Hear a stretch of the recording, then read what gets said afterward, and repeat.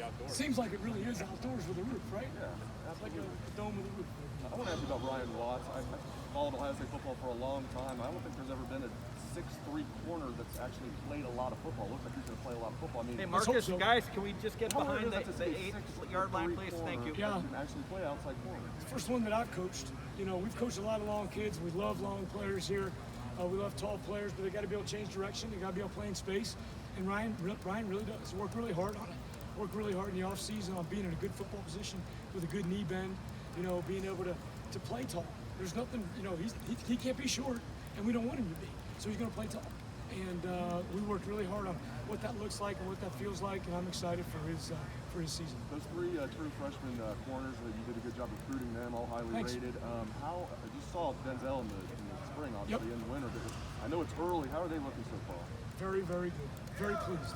Very pleased. Playing hard, playing physical, competing, not afraid. I mean, you guys understand. You got to go out there and play those wide receivers every day now.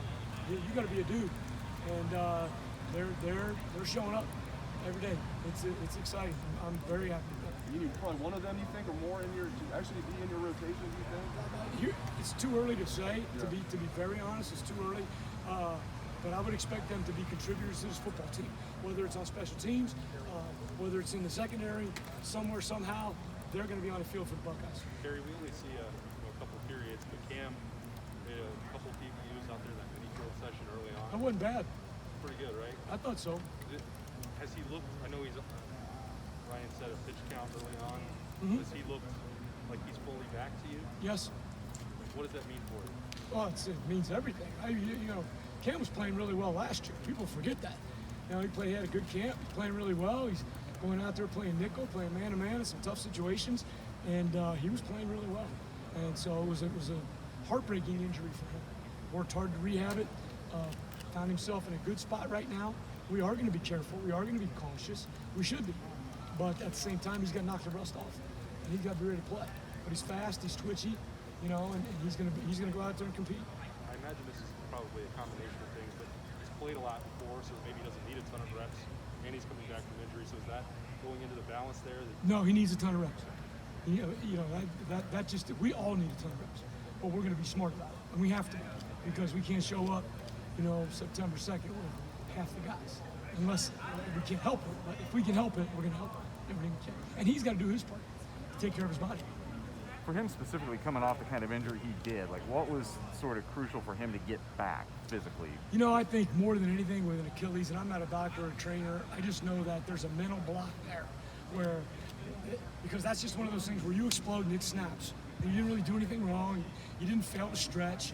There wasn't something that you did that created that. It just happened. And so I think more than anything, it's playing and not feeling fear that that's going to happen. And the only way to fight through that is to go play. And so we're working through that process right now. I'm not going to tell you that's easy because it's not. I think that's a challenging process for him.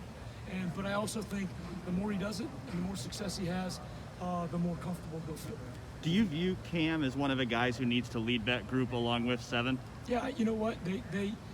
It's an interesting group when you talk about leadership because we've got some veteran guys there. But we got some young guys who are not afraid to step up and be counted too. I mean, we got second-year freshman guys that are going to go out there and show up. So it's an interesting group when you talk about leadership. What I think right now is they're all competing, which I don't think he's any better than the competition. Who are some of those younger guys who you've seen kind of step up in a leadership role? All of them. I mean, and not necessarily so much in a leadership role, but as much as just showing up to play. It's corner. I got that guy. I got to go play. I mean, I don't know how much leadership you need. I got to go play. So you got to know how to do the things inside the building and how to do things in the classroom, and that is being taught by all of the DBs. Marcus Williamson's a great leader. Seven's a great leader. Those guys show them how to do business. And when it comes time to go line up and play, let's go play.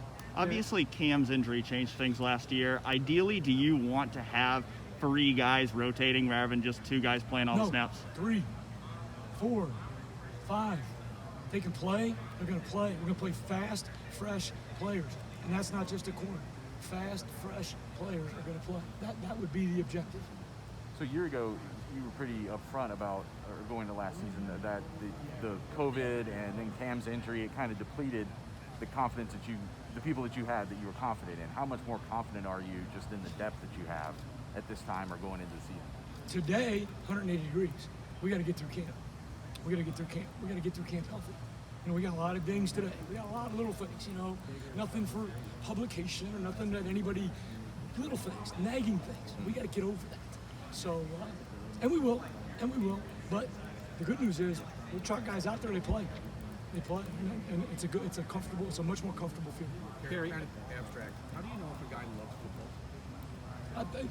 I got to be honest with you. First of all, when you're at Ohio State, they love football. They don't get out there, Jeremy, by now, if they don't love football, because they died in the weight room. You know, I mean, they didn't make it. So they love football because they got to go through a whole lot of stuff to get to this point in time. They're grateful to be playing football now, right? And not just hitting sleds and lifting weights and running up and down fields. They're playing ball. I think you see guys show it in different ways. I'm not a big fan of these guys. I'm a big fan of these guys. And so when you see guys running around high-fiving and hugging, I love that. When I see a guy ripping some other guy and saying, hey, you know, Haskell got after him today. It's a great thing. That's what we need. You know, that guy loves ball. And so, to me, that's an easy one to see. Does that make sense, Jerry? Kerry, I got to take Doug. He's got a couple times. Good to see you. Good to see you. In the slot, what kind of skills are you looking for there for guys with that duty, and then who on this roster fits that best right now? Yeah, so it's all of the skills. It's a great question because they have to be able to cover man-to-man. They have to be able to stop the run. They're going to have run fits. They got to be able to block, destruct, and get off good blockers, sometimes tight ends. They have to be able to play zone coverage and have a great feel for that. They have to be able to pressure, blitz the quarterback. So all the skills are in play with a guy who's playing in the slot. And so those are unique players.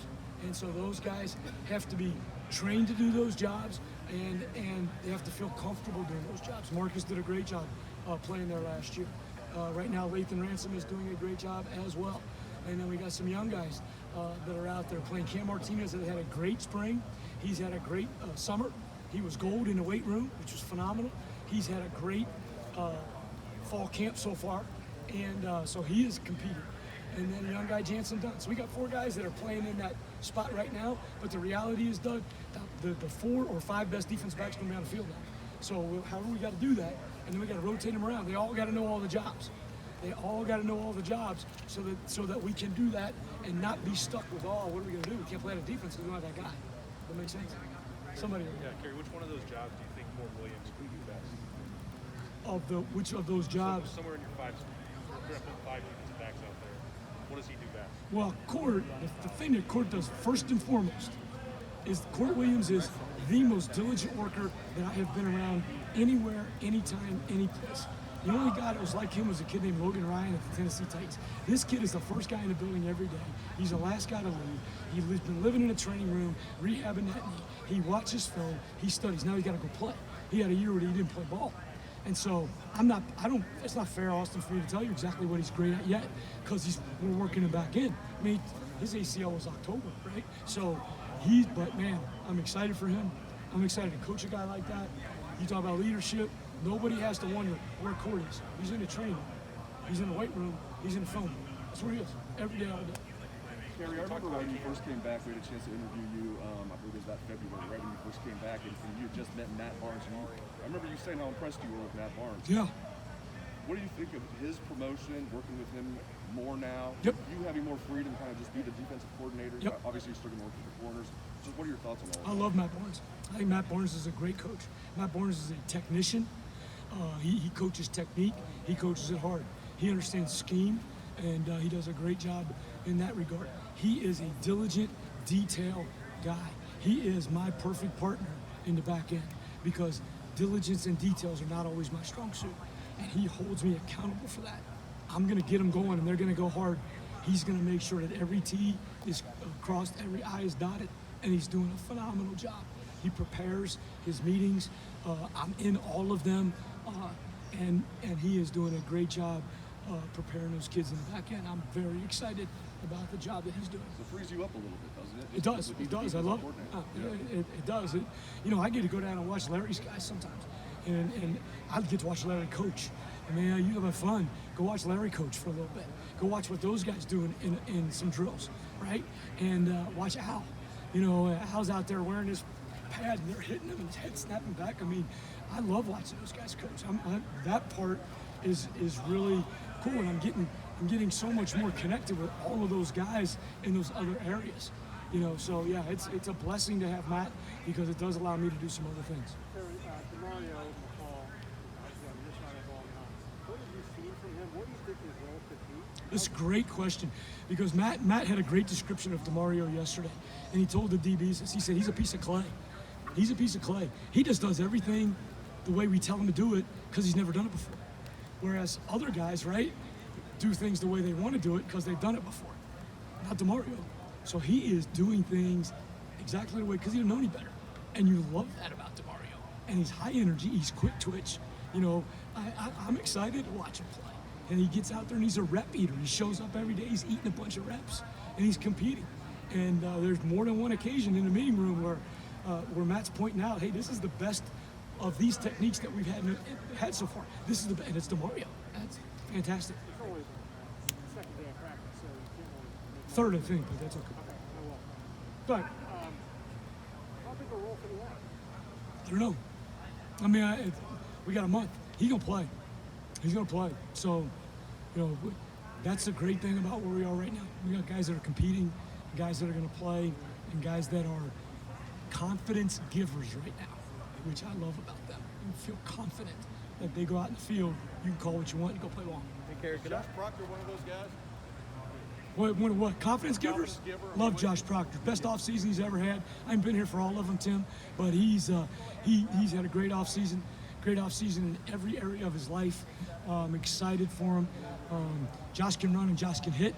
Now Josh is taking on some real good leadership, communication, and I'm excited to watch him play back in the back. Is he showing up at places on the field where he didn't before? I mean, just explain to me what that means when you say, you know, he's.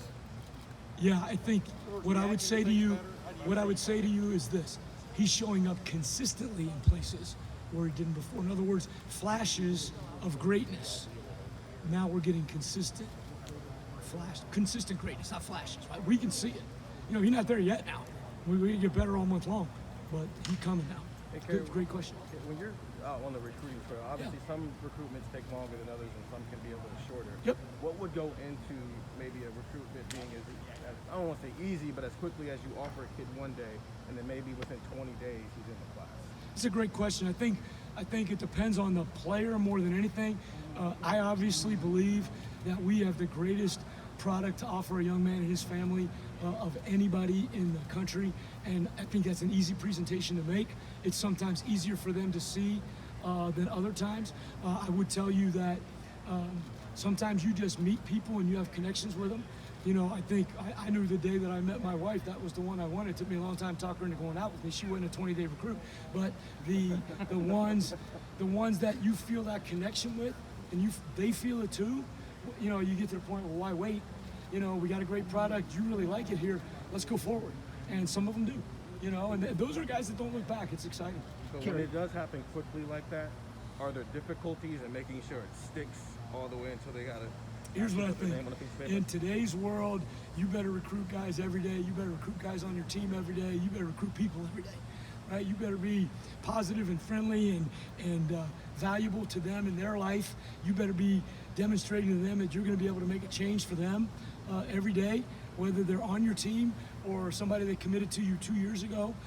Because I think if you don't, there's too many people in the world that are showing them other things, and I think that's life. That's the world we're in. That's okay. Because if you don't like change, you better learn to like irrelevance, and you know, you better be able to move with it. Kerry, you said it's 180 degrees, just in terms of some of the confidence level. Like right now, if you stay healthy, Yeah, if you feel day good, 3. if you feel good about the depth and the level of just confidence in that, how does that affect how you'll call a game defensively Well, when the season dramatically, starts? right? I mean, that's I'm not going to tell you because then everybody will see it, but it would affect dramatically how you would call a game based on the level of confidence you have in each of the 3 levels of the defense. And you want to do things when you call a game. You want to play your player's strengths, you know, and so you have to. And so, based on their level of confidence at each of the 3 levels, that will dictate how the game gets called. Kerry, Last question for Zach Coach. Harrison Oh, said Bill. at Big Ten Media Days that the defense is tired of hearing we suck. Are you seeing that from these guys, that they're pissed off about the way last year went? You know, I could spend a lot of time on that. I'm going to say that they seem to me to be a really highly motivated group of young men who got a little pissed off in them. So, yeah. Last question over here with Bill. Kerry, you're talking about the guys who can play cover safety. Yeah. Marcus, Lathan, Jansen, all kind of physically. Cam different. Martinez. Cam Martinez. They're all pretty different physically. Yeah. I think you'd say the same about Ronnie and Craig and Bull. Like, how much of who plays will be dictated by matchup when you have sort of different shapes A and lot. sizes? It's a great question. A lot. You know, I was sharing with them yesterday. You know, I had a kid who played nickel at Tennessee, but when we went 12 personnel, he played corner. You know, it might be it's going to be based on our opponent and based on our skill set. The best 11 players to win that play are going to be on the field for the Ohio State Buckeyes. And then the next play, the best 11 players for Ohio State to win that play are going to play. We got a lot of good players here. We should have guys on the field that maximize their strengths to our defense to match up in the best possible way with our opponents. How much does your time with Tennessee maybe influence that? Because I think a lot of times in college, you just sort of have your 11, you put them out there. I don't know how much matchup. Well, the great news is that Ohio State got more players. Yeah. Well, a lot smaller group when you're in the NFL. Now we got a lot of guys. And like you're articulating all these different body types and skill sets and all that kind of stuff. They've all got a great role to play. And I think the way to keep them happy, keep them energized, keep them healthy, and to keep them playing fast and physical is to play them. And so, you know, let's go compete. Now, you're not going to take a great one off the field. And at the same time, there might be a guy who's got his 15 plays, and they're pretty good plays. Great question, Bill. Last question, Coach. It's going to be 17 degrees at kickoff in Minnesota. You going to Wearing be a cool with jacket, that? daggone. All right. Hey, good job, guys. I appreciate it.